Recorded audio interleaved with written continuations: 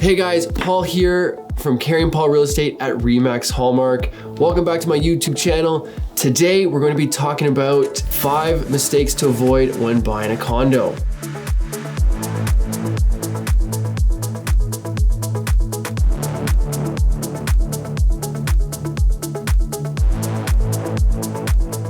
So don't forget to comment, like, and subscribe to get more content like this. All right, let's jump into it.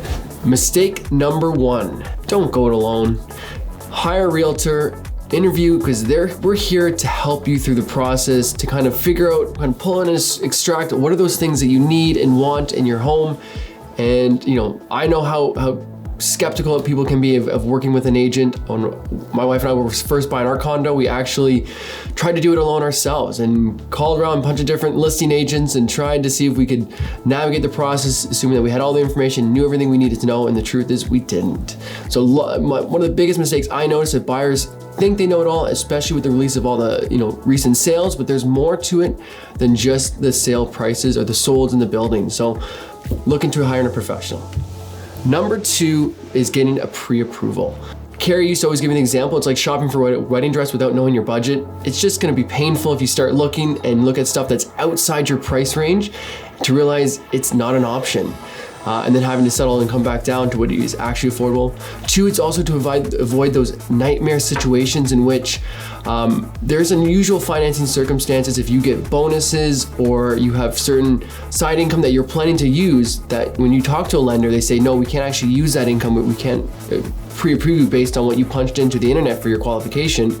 If you cannot get qualified for what you thought you could, it can also lead to problems down the line for financing the condo. Okay, mistake number 3 is overlooking the neighborhood. So I have had buyers that focus in on a specific building or finishes or look that they want in the condominium without really investigating or looking into the area around them or what issues could potentially come up for them in the neighborhood. So I always recommend to my clients when we're looking at a condo to go and have coffee in the area, to sit down, or even to walk the neighborhood, because what's around you is just as important as what's in your unit.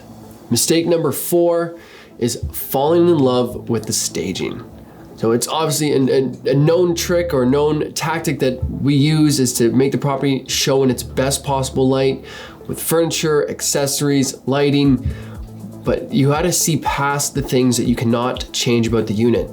The first thing I always do when I walk into a showing is point out the things that you cannot change, because everything else, whether it's flooring, finishes, those things can be modified later, but if you don't like the floor plan, you don't like the view, those cannot be changed. So mistake number 5, this one's a little bit harder to identify, but it's knowing the location of the unit within the building. So there's certain disturbances that come up when in a condo building, depending how close you are to the garbage chute, how close you are to the elevator, for noise as people walk by the hallway, and some people are bothered by that more than others. And so I always highlight that to buyers is to look for that. If you are someone who's going to be bothered by the garbage chute being used or people walking by your unit early in the morning and late at night, watch for those things when you buy the unit, because those things can matter, especially being close to amenities. If you're on the same level of amenity or just above or below, those can be also disturbances to your enjoyment of the unit.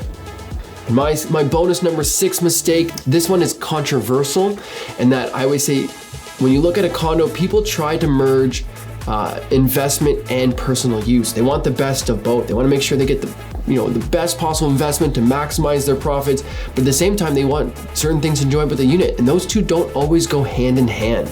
So I always try to highlight with the buyer, what is more important to you, investment or personal use?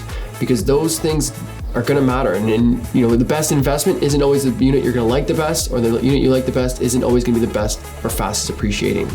So if you're looking for a realtor in Toronto or need advice about buying, selling, or investing, look below. My contact details are in the description below.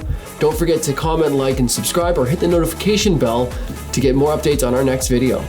Thanks again for watching, and I'll see you soon.